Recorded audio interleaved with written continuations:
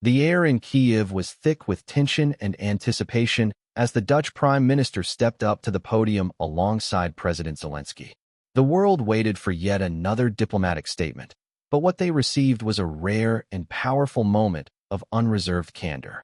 The Dutch leader, having witnessed the devastation firsthand, appeared to drop the customary diplomatic caution, delivering a verdict on the conflict so direct it immediately made international headlines.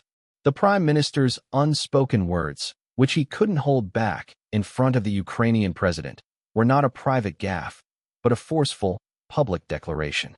He unequivocally labeled the ongoing devastation as nothing less than a criminal aggression and insisted that Russia must be held fully accountable. This frankness was immediately backed up by action, demonstrating the depth of the Netherlands' commitment.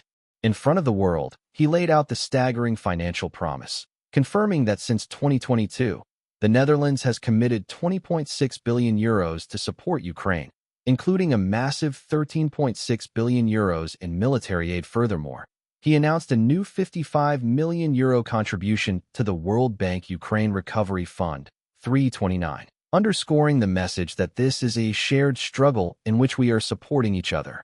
This is more than just a pledge of support. It is a clear, forceful signal to Moscow that key European allies view their fight as Ukraine's own. For Kyiv, it is the most unambiguous reassurance yet that their future, the future of Europe, is tied directly to the continued unwavering flow of Western support. Now let's hear what he has to say. President Zelensky, dear Volodymyr, thank you for another very warm welcome, this time here in Kyiv. Since I took office as a Prime Minister of the Netherlands last year, we have spoken many times, face to face, on the phone, on a video call, and as you mentioned, in Zaporizhzhia as well.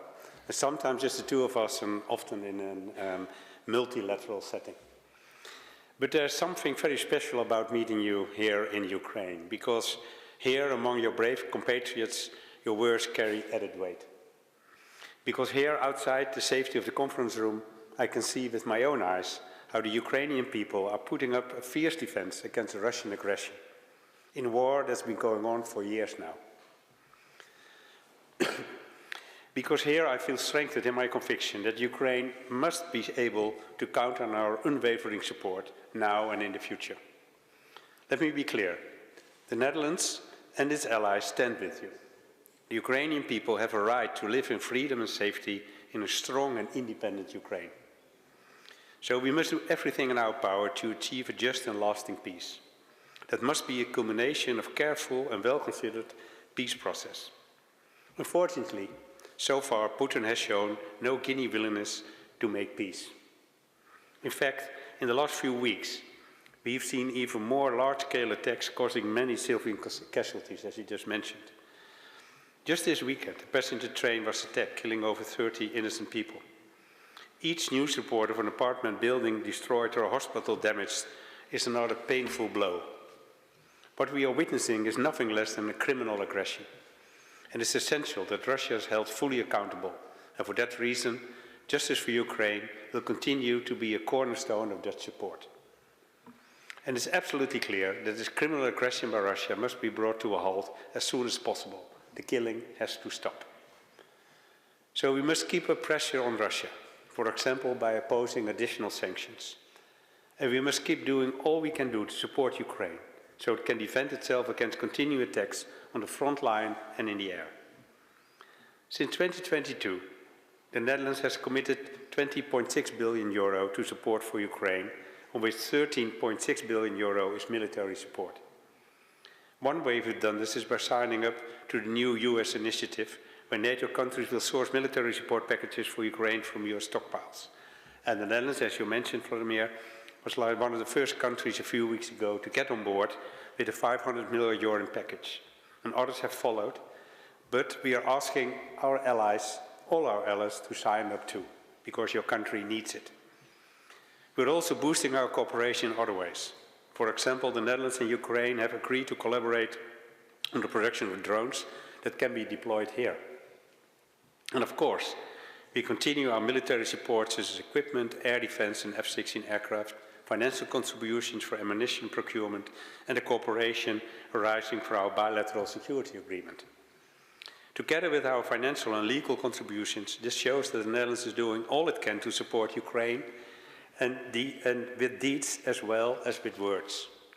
In that spirit, we are announcing today that the Netherlands will contribute 55 million to the World Bank, euros to the World Bank, Ukraine relief, recovery, reconstruction and reform, in order to help your country to recover and rebuild. Because your fight is our fight, and the future of Ukraine is the future of Europe. In recent weeks, we have seen all too clearly that the Russian threat is not limited to the Ukraine. Other European countries have to deal with Russian drones and fighter aircraft violating their airspace. And for some time now, we have been confronted with a range of hybrid threats. No one in Europe can claim that Russian aggression is not our problem, or that the war here is purely a fight between Ukraine and Russia. It's a shared struggle in which we are supporting each other. Ukraine has offered to help European countries with anti-drone measures, for example. And that's extremely valuable, given your country's experience and expertise, unfortunately, in these areas. This shows that we have an unbreakable bond, that we stand shoulder to shoulder, and that we share the same unshakable will to be able to live in peace and freedom. Thank you. Slava Ukraine. What do you make of the Dutch Prime Minister's incredibly strong language? Do you think more Western leaders should be this direct? Let us know your thoughts in the comments section below. If you found this analysis insightful, be sure to like this video and subscribe for more critical coverage of war and politics.